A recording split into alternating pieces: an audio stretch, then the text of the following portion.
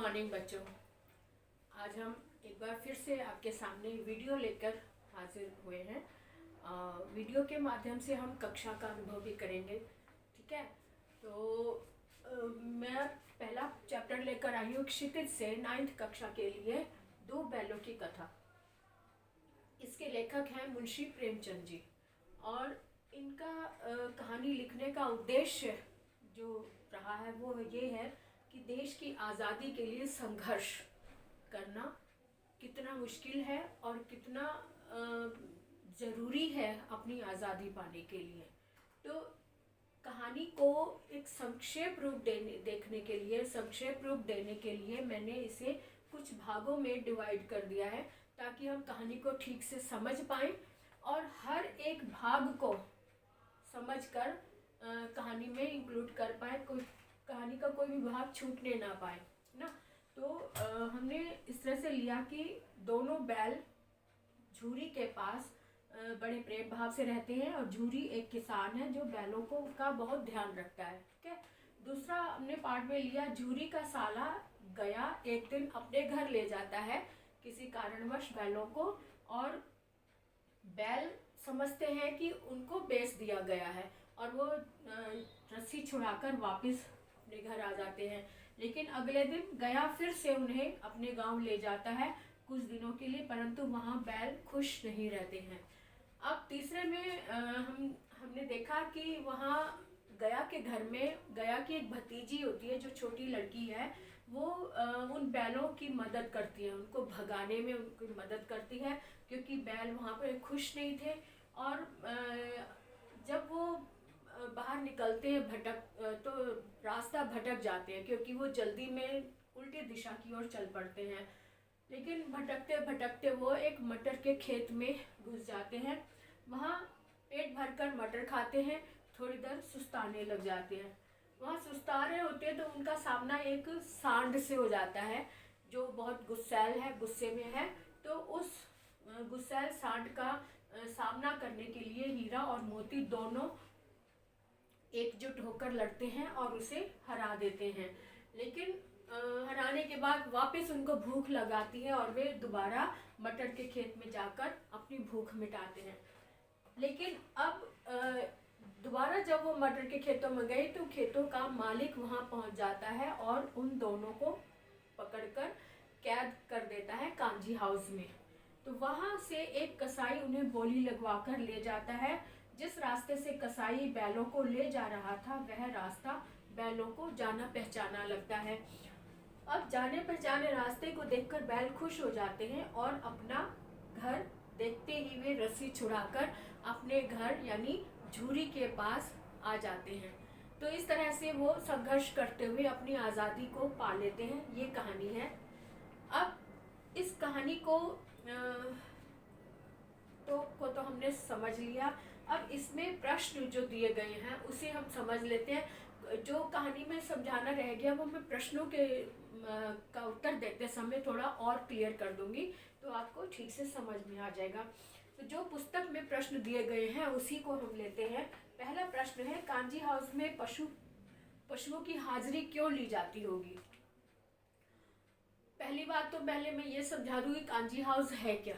Kanji house एक ऐसा स्थान है जहाँ पर आवारा और लावारिस पशुओं को रखा जाता है। ठीक है, अब प्रश्न के ऊपर आ जाते हैं कि वहाँ पे हाजिरी क्यों ली जाती होगी। कांजी हाउस में पशुओं की हाजिरी इसलिए ली जाती होगी क्योंकि यह जानने के लिए कि कहीं कोई पशु भाग तो नहीं गया या कहीं कोई पशु मर तो नहीं गया। और दूसरी बात यह भी होती होगी कि जब उन जानवरों को छुड़ाने के लिए उनके मालिक आते हैं तो उनसे उनका हर्जाना लिया जा सके ताकि कितने दिन उन्होंने उनकी देखभाल की उसका खर्चा लिया जा सके। तो दूसरा प्रश्न है, छोटे बच्ची को बैलों के प्रति प्रेम क्यों उमड़ा?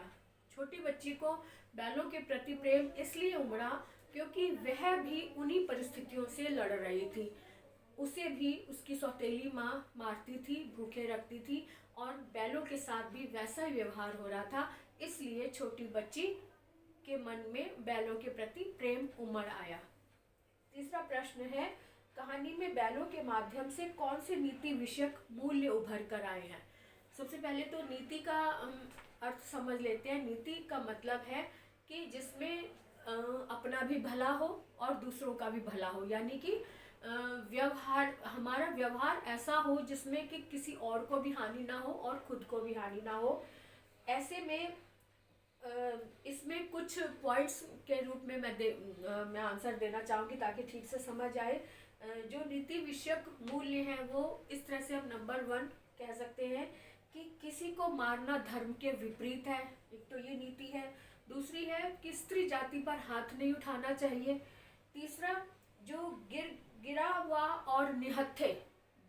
और निहत्थे पर वार नहीं करना चाहिए। और नेक्स्ट जो बहुत महत्वपूर्ण है वो ये है कि स्वतंत्रता के लिए हमें निरंतर तैयार रहना चाहिए, क्योंकि इसके लिए संघर्ष करना पड़ता है।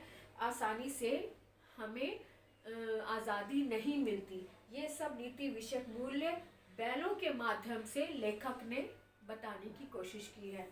अब चौथा प्रश्न है, प्रस्तुत कहानी में प्रेमचंद ने गधे की किन स्वभावगत विशेषताओं के आधार पर उसे उसके प्रति रूढ़ शब्द मूर्ख का प्रयोग ना कर किस नए अर्थ की ओर संकेत किया है। अब यहाँ मैं आपको बताना चाहूँगी कि जब कहानी शुरू होती है तब स्टार्टिंग में ही, शुरुआत में ही प्रेमचंद जी ने गधे के बारे में बताया है कि गधा एक ऐसा जानवर है जिसे लोग मूर्ख समझते हैं, मूर्ख कहते हैं, लेकिन गधा सबसे अधिक सहनशील, सहिष्णु है और क्रोध ना करने वाला, दुख में भी दुखी नहीं होता और सुख में भी सुखी नहीं होता, जिसमें ऋषि मुनियों वाले गुण हैं। उस ऐसे जानवर को लोग महान मानने के बजाय उसे मूर्ख समझते हैं। तो इसी से रिलेटेड ये प्रश्न है कि प्रेमचंद जी ने उसे मूर्ख नाम ना देकर सीधापन का नाम दिया है। ठीक है। अब अगला प्रश्न है, किन घटनाओं से पता चलता है कि हीरा मोती में गहरी मित्रता है। 3-4 घटनाएं ऐसी हैं, इसमें 2 घटनाएं हम बता सकते हैं, कोई भी 2 घटनाएं ले सकते हैं। हीरा मोती में गहरी मित्रता थी, इसके लिए हम 2 उदाहरण देते हैं। एक तो ये कि जब मटर खाने के लिए वो खेत में घुसते हैं और वापसी में एक बैल तो बाहर निकल जाता है, उसका साथी जो हीरा है वो कीचड़ में उसके पांव फंस जाते हैं, वो भाग नहीं पाता और खेत का मालिक आकर उन्हें पकड़ लेता है। तो जो बाहर भाग जाता है मोती, वो भी वापस आ जाता है हीरा का साथ देने के लिए। दूसरी घटना ये थी कि जब कांजी हाउस में वो जानवरों को भगाने में कामयाब हो जाते हैं, बाकी जानवरों को, लेकिन खुद नहीं भाग पाते हैं क्योंकि मोती की रस्सी टाइट बंधी होती है और हीरा अपनी रस्सी खुलवा लेता है, पर वहाँ पे भी मोती के कारण वो अपने आप को नहीं, खुद को भी वहीं रोक लेता है और दोनों वहीं कैद रहते हैं। तो इस तरह से हम कह सकते हैं कि दोनों ही मित्र थे, गहरी मित्रता थी, दोनों में एक ऐसी समझ थी कि बिना कहे वो अपनी बात समझ जाते थे, एक दूसरे की सहायता करते थे।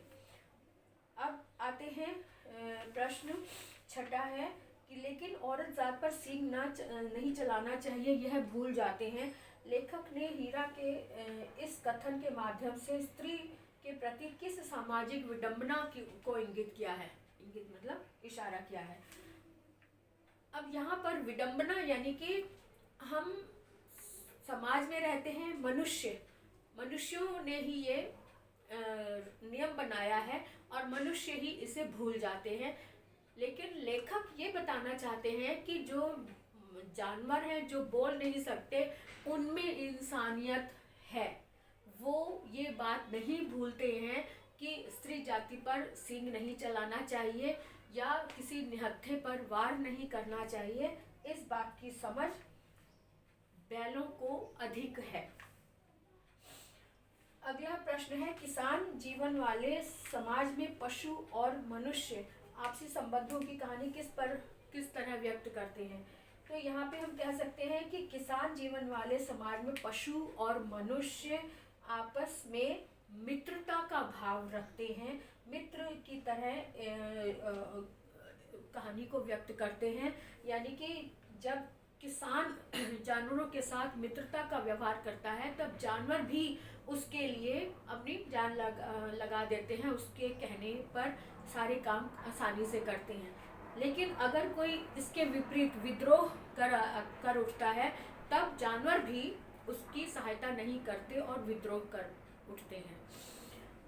अगला प्रश्न है, इतना तो हो ही गया, 9-10 प्राणियों की जान बच गई और तब वे सब तो आशीर्वाद देंगे। ये उस समय की घटना है जब कांजी हाउस में हीरा और मोती अपना सींग मार मार कर दीवार को गिरा देते हैं। तो वहाँ पे जितने बाकी और जानवर होते हैं कैद, उनको वो सींग मार मार के निकाल देते हैं, आज़ाद कर देते हैं। लेकिन वो खुद नहीं भाग पाते क्योंकि मोती की रस्सी बहुत टाइट बंधी हुई थी, जिसके कारण वे दोनों वहीं पे रहते हैं। और एक हफ्ता और रुककर वहाँ पर एक कसाई आता है, वो उन्हें बोली लगवाकर ले जाता है। अब इसमें यह है कि 9-10 प्राणियों की जान बच गई। इसके लिए उन्होंने कहा है कि जो जानवर उन्होंने सींग मार मार कर निकाल दिए थे, आज़ाद कर दिए थे, वो जानवर तो इन्हें आशीर्वाद देते होंगे, शायद उनकी वजह से ही ये भी कैद से छूट जाएं और आज़ाद हो जाएं। इसी सिलसिले में ये बात कही गई है। अब 9वां प्रश्न है, अवश्य ही उनमें ऐसी कोई गुप्त शक्ति थी जिससे जीवों में श्रेष्ठता को दावा करने वाले मनुष्य वंचित हैं। इसके 2 प्रश्न दिए हुए हैं। खा में भी एक प्रश्न है, पहले का को देख लेते हैं। हाँ, अवश्य उनमें एक ऐसी शक्ति थी दोनों बैलों में कि बिना कहे वो एक दूसरे की बात समझ लेते थे। दोनों एक दूसरे को चाट कर एक दूसरे की थकान भी दूर करते थे।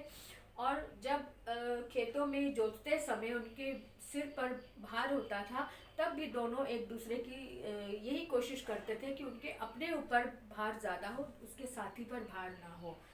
तो इस तरह से हम कह सकते हैं कि उनमें एक गुप्त शक्ति थी जो ना जुबान ना होते हुए भी वह एक दूसरे की बात को समझ लेते थे और एक दूसरे की सहायता कर लेते थे। दूसरा प्रश्न है, उस एक रोटी से उनकी भूख तो क्या शांत होती, पर दोनों के हृदय को मानो भोजन मिल गया। अब जब वो छोटी लड़की दोनों के मुंह में एक एक रोटी दे जाती है, दोनों बैलों के मुंह में, तब बैल सोचते हैं कि हमारी इतनी बड़ी देह है, हम कल से भूखे हैं और हमें एक एक रोटी से क्या बनेगा। लेकिन उस रोटी के कारण उनका पेट तो नहीं भरा, लेकिन उस रोटी के कारण उनका हृदय जरूर भर गया, क्योंकि उन्हें ये बात समझ में आ गई कि यहाँ पर भी कोई हृदय वाला व्यक्ति है जो उनकी परेशानी को समझता है और उनके प्रति सहानुभूति रखता है। ये समझकर, ये जानकर उनका हृदय भर जाता है। 10वां प्रश्न है, सही उत्तर के आगे सही का निशान लगाइए। यहाँ पर एक लाइन दी हुई है जिसके 4 ऑप्शन दिए गए हैं, उसमें से एक सही ऑप्शन पर हमने टिक लगाना है। प्रश्न है, गया ने हीरा मोती को दोनों बार सूखा भूसा खाने के लिए दिया क्योंकि वह हीरा मोती के व्यवहार से बहुत दुखी था। इस पर हम टिक करेंगे। मैं आपको इसके बारे में समझाना चाहूँगी। दुखी क्यों था? क्योंकि गया जब पहली बार लेके गया तो वो रस्सी छुड़ाकर वापस घर आ गए। दूसरी बार जब लेके गया तो बड़ी मुश्किल से वो उन्हें लेकर गया, क्योंकि वो बीच बीच में अड़ रहे थे, वापस आ रहे थे, अपने पैरों को जमा लेते थे, जाते नहीं थे। इसलिए गया उनसे खफा हो गया और उन्हें चिढ़कर उन्हें भूसा वगैरह नहीं देता था। अब इन प्रश्नों के उत्तर हो गए हैं। इसके अतिरिक्त अगर आपके मन में कोई प्रश्न आता है तो आप कमेंट बॉक्स में जाकर लिख सकते हैं, और इससे पहले आप सब्सक्राइब करें और शेयर करें अधिक से अधिक, और लाइक करें, अपने दोस्तों को भी दें ताकि हम आपके प्रश्नों का उत्तर दे सकें। तो अगले वीडियो तक बाय बाय।